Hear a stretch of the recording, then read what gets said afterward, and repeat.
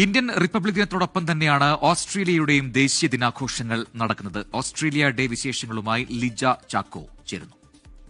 India republic day ആചരിക്കുന്ന അതേ ദിവസം, അതായത് ജനുവരി 26 തന്നെയാണ് ഓസ്ട്രേലിയൻ ഡേ ആഘോഷിക്കുന്നത്. അതിനെ അനുകൂലിച്ചും പ്രതികൂലിച്ചും ധാരാളം റാലികൾ ഓസ്ട്രേലിയയിൽ ഉടനീളം നടക്കുന്നുണ്ട്.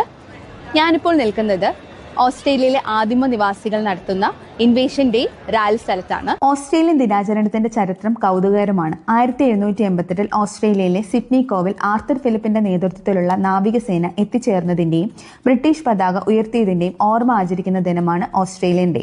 ബ്രിട്ടീഷ് കോളനിവൽക്കരണം ആരംഭിക്കുന്ന സമയത്ത് വിവിധ ആദിവാസി ഗോത്രങ്ങളായിരുന്നു ഓസ്ട്രേലിയയിൽ അധിവസിച്ചിരുന്നത്. ഏറ്റവും പുരാതനവും സാംസ്കാരിക തനിമ മുറിഞ്ഞു പോകാത്തതുമായ 65,000 വർഷങ്ങളുടെ ചരിത്രമാണ് ഓസ്ട്രേലിയൻ ആദിമ നിവാസികൾക്ക് ഉള്ളത്. വിക്ടോറിയ ഗാർഡൻസിലെ ഓസ്ട്രേലിയൻ ദിനാചരണം ഈ വർഷവും ആദിമ നിവാസികളുടെ സ്മോക്കിംഗ് സെറമണിയോടുകൂടി ആരംഭിച്ചു. പ്രത്യേകതരം മരത്തിന്റെ ഇലകളിൽ നിന്നും ഉയരുന്ന പുക ഭൂമിയോടുള്ള ബന്ധവും ആത്മീയ ശുദ്ധീകരണവും സൂചിപ്പിക്കുന്നു. അബോർജിനൽസിന്റെ സംഗീതവും നൃത്തവും തുടർന്ന് അരങ്ങേറി.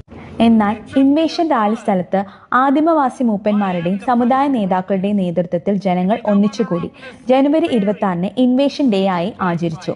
കോളനി ആധിപത്യത്തിന്റെ തുടക്കം, ഭൂമി നഷ്ടപ്പെട്ട ചരിത്രം, ആദിമവാസി സമൂഹം ഇന്നും നേരിടുന്ന അനീതികൾ എന്നിവയെ ഓർമ്മിപ്പിക്കുന്ന ദിനമെന്നാണ് പ്രതിഷേധക്കാരുടെ നിലപാട്. Residents, anyone who comes to Australia, it would be great to pay respect to First Nations. ആദിമ നിവാസികളുടെ അവകാശങ്ങൾ അംഗീകരിക്കണം, കസ്റ്റഡിയിൽ നടക്കുന്ന മരണങ്ങളിൽ പരിഷ്കരണങ്ങൾ വേണം, ഓസ്ട്രേലിയൻ ഡേയുടെ തീയതി മാറ്റണം എന്നീ ആവശ്യങ്ങൾ ഉയർത്തിക്കാട്ടിയായിരുന്നു ബാനറുകളും പ്ലക്കാർഡുകളും. വേദിയിൽ സംസാരിച്ചവർ സ്വന്തം അനുഭവങ്ങൾ പങ്കുവയ്ക്കുകയും ആദിമ നിവാസികളുടെ വാക്കുകൾ കേൾക്കപ്പെടേണ്ടതിന്റെ ആവശ്യകത ഓർമ്മിപ്പിക്കുകയും ചെയ്തു.